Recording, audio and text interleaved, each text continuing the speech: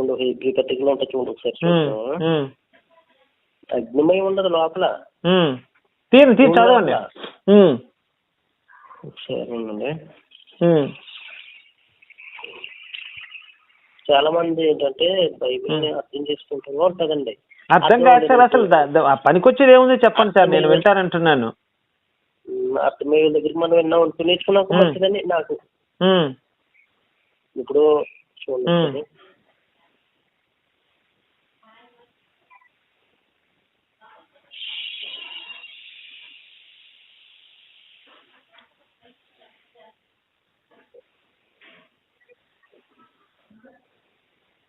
అంటే ఫస్ట్ ఈ ఆది కాండం అంతా రైట్ అంటారా మొదటి అధ్యాయము మీ దృష్టిలో? 100% రైట్ అండి. దీంట్లో ఏంటంటే మీకు అర్థం అవ్వాలంటే అవగాహన ఉన్న వాళ్ళ దగ్గర బాగా ఇప్పుడు ఏంటంటే నేను ప్రతి పాస్టర్ కూడా నేర్చుకుంటాడు, నేర్చుకుని ఏదో కొద్దిగా అలా చెప్తాడు. కానీ దీని లోపల బాగా అర్థం అవ్వాలంటే మీకు బైబిల్ ఓపెన్ యూనివర్సిటీ అని మెయిన్.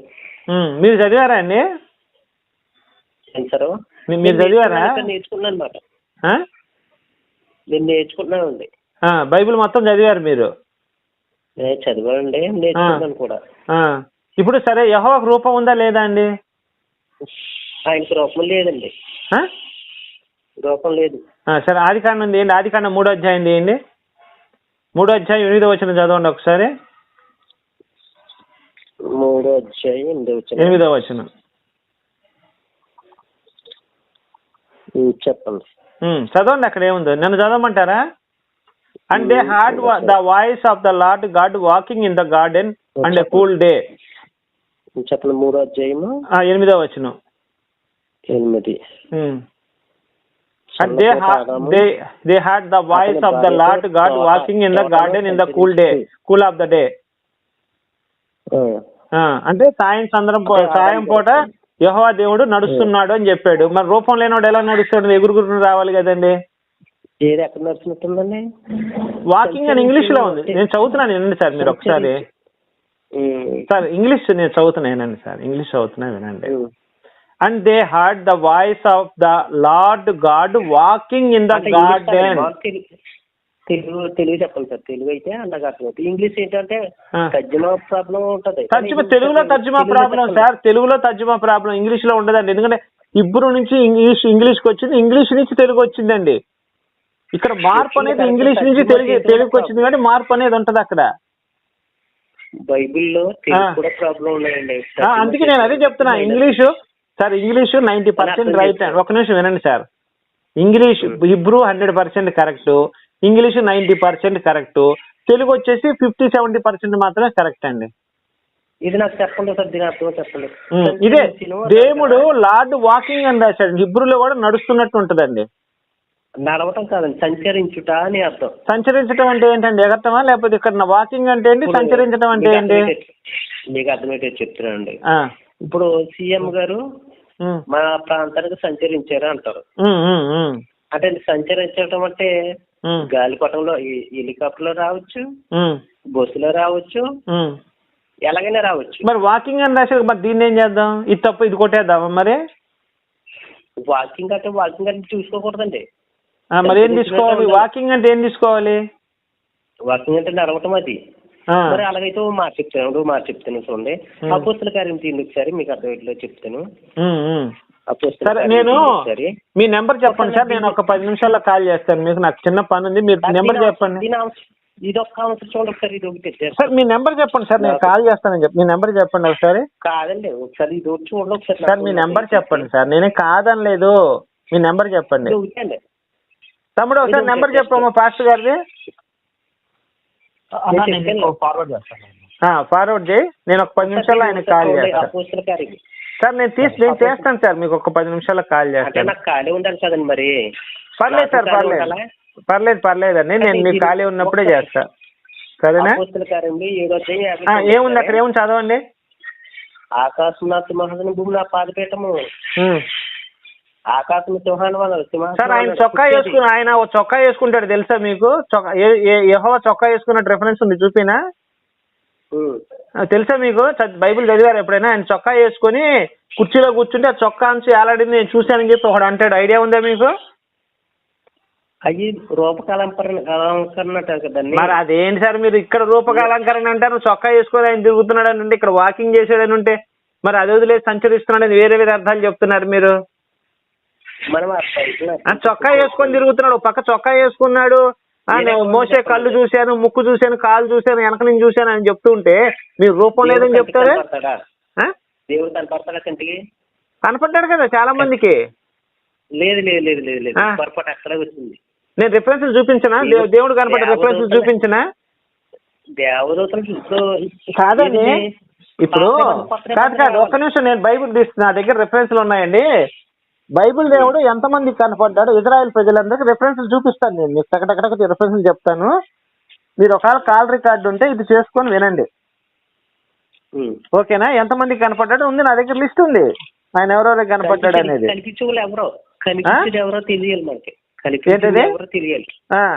చెప్తాను. ఇర్మియా చెప్తున్నా వినండి సార్. పాత నిబంధన కొత్త నిబంధన కావాలి మనకి. పాత నిబంధనలో దేవుడు కనపడ్డాడు, కొత్త నిబంధనలో యెహోవా లేడండి.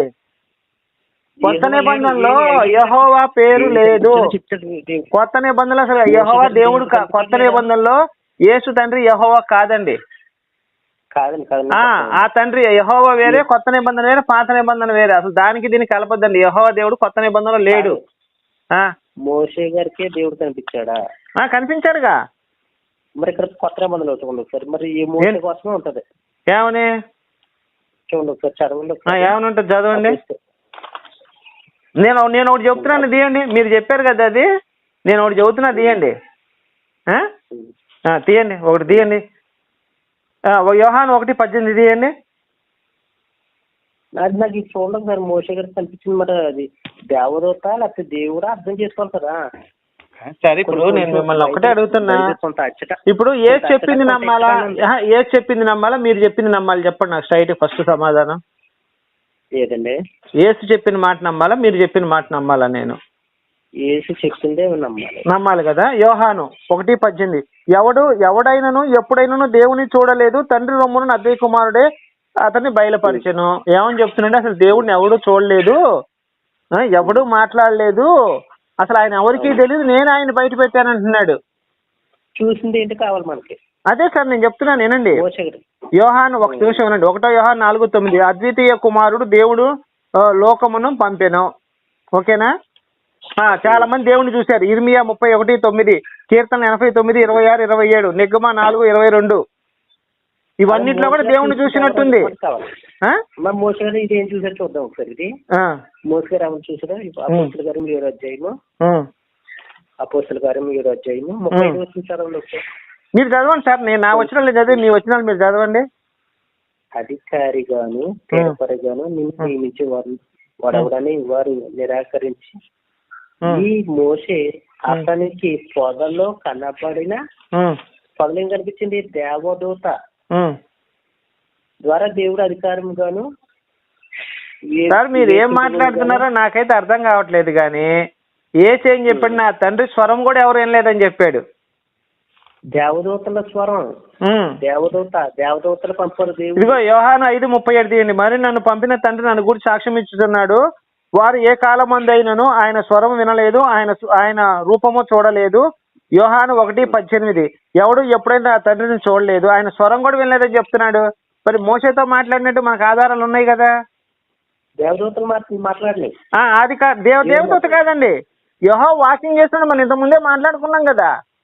నువ్వు ఎక్కడున్నావు అని పిలుస్తాడు యెహోవా. ఇది యెహోవా వాక్కు, ప్రత్యక్షమైన ఇది యెహోవా వాక్కు, ఇది యెహోవా వాక్కు అని చెప్తుంటారు కదా బైబిల్ అంతా కూడా. ఇంకా ఏ అబద్ధం చెప్పాడా? యెహోవా అబద్ధం చెప్పాడు ఇక్కడ. చెప్పండి, యెహోవా వాక్కు, యెహోవా వాక్కు అని ఉందా బైబిల్లో? చాలా చోట్ల ఉందా లేదా? నేను అడిగిన యెహోవా వాక్కు అనే మాట ఉందా లేదా బైబిల్లో? అంటే యెహోవా స్వయంగా నేను చెప్తున్నానని, మోషేతో ముఖాముఖిగా మాట్లాడినట్టు కూడా ఉంటుంది బైబిల్లో యెహోవా.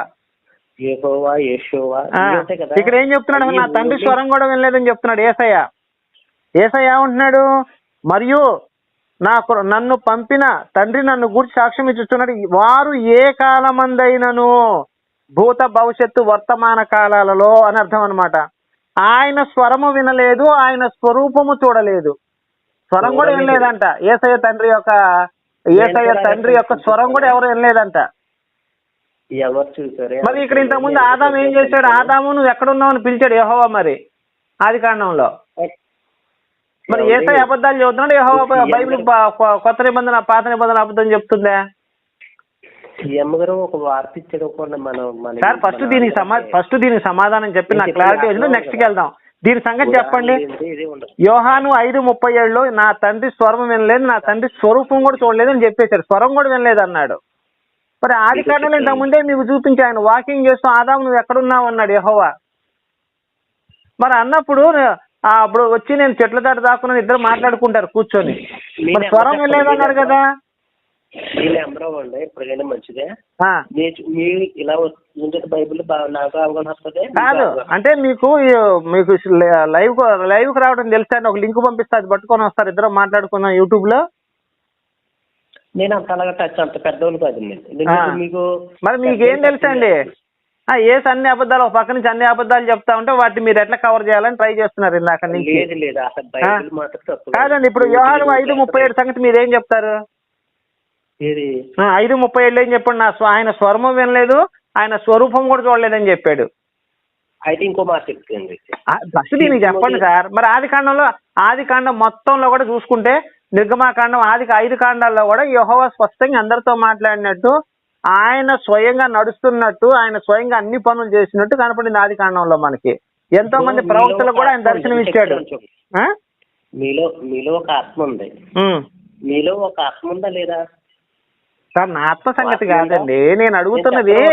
ఈయన ఎవరు చూడలేదు అన్నాడు, అబద్ధం చెబుతున్నాడు కదా. ఏసయ్య దేవుడు ఎలా అవుతాడు? ఆ యెహోవా ఎవరు, ఏసయ్య తండ్రి ఎవరు? నాకు ఇద్దరు అక్కడ కన్ఫ్యూజ్ గా ఉంది. దీనికి కొంచెం క్లారిటీ ఇవ్వండి ఫస్ట్. హలో చెప్పండి. ఇప్పుడు ఎవరండి ఏసయ్య తండ్రి? ఎవరండి ఎందుకే? ఏసయ్య తండ్రి కాదండి, దేవుడు కుమారుడు అయిన యేసుక్రీస్తు. సార్ అవును సార్, నేనే దేవుడు కుమారుడు కాదని ఏ దేవుడు కుమారుని అడుగుతున్నా. సాతాను కూడా దేవుడే బైబిల్లో, తెలుసా మీకు ఆ సంగతే? సాతాను కూడా దేవుళ్ళే.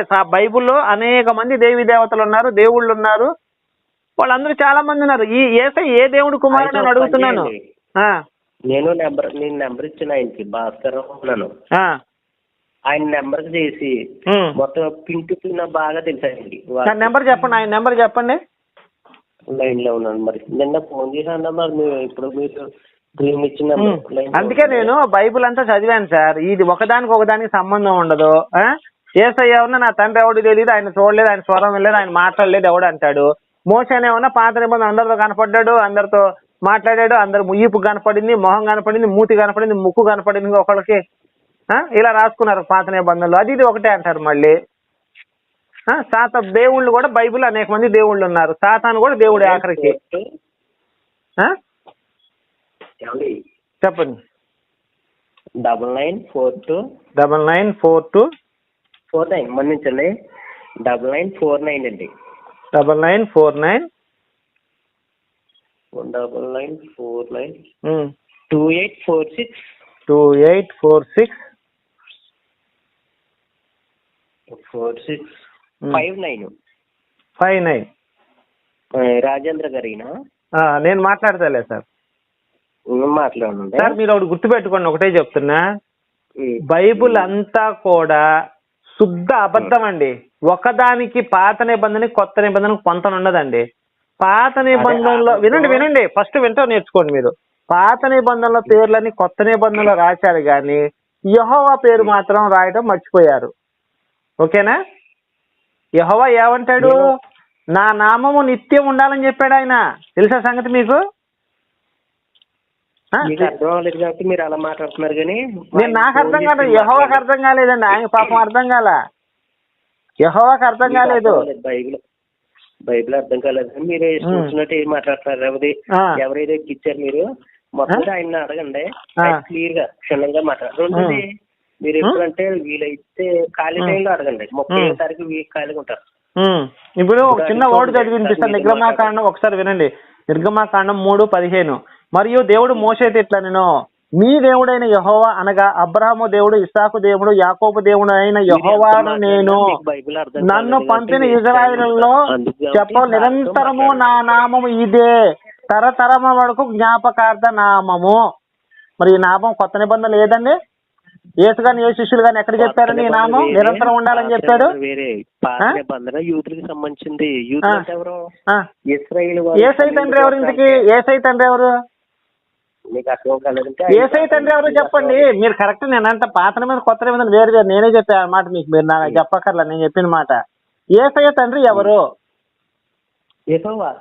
మరి ఇదంతా నా నామం ఉండాలన్నాడు కదా. మరి తొంగలో దొక్కేశారు. ఏసయ్య శిష్యులు ఇద్దరు తొంగలో దొక్కేశారు యెహోవా పేరు. ఇజ్రాయేలు చెప్ప నిరంతరము నా నామం ఇదే, తరతరము వరకు జ్ఞాపకార్థ నామము. ఏదా జ్ఞాపకార్థ నామం ఏదండి? నమ్మరు, అదే అర్థమైంది నాకు. అదండి కొత్త నిబంధన. ఏది సార్ జ్ఞాపకార్థ నామం? ఏది కొత్త నిబంధనలో? కొత్త నిబంధనలో జ్ఞాపకార్థ నామం నిరంతరము నా నామం ఇదే అంటున్నాడు ఆయన. నిత్యము నా నామం ఉండాలని చెప్తున్నాడు ఆయన. మొత్తుకుంటున్నాడు నా నామం నిత్యం ఉండాలని చెప్పి. ఆయనే ఇప్పుడు ప్రపంచంలో ఆయన పేరంటూ ఎక్కడ లేనిది ఎక్కడ చెప్పండి. దాన్ని బట్టి నాకు కొత్త నిబంధన లేదు కదా. కొత్త నిబంధన లేదుగా.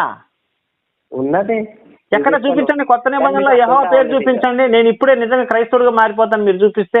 పాస్టర్ ఉద్యోగం వదిలేసి మళ్ళీ నేను పాస్టర్ అయిపోతాను. అక్కడ యెహోవా అనే పదం వేరే భాష సంబంధించింది. అది తర్జుమాలో యెహోవా అని అలా వచ్చింది. అవన్నీ కాదు సార్, నాకు అవన్నీ చెప్పకండి సార్, అవన్నీ చెప్పకండి.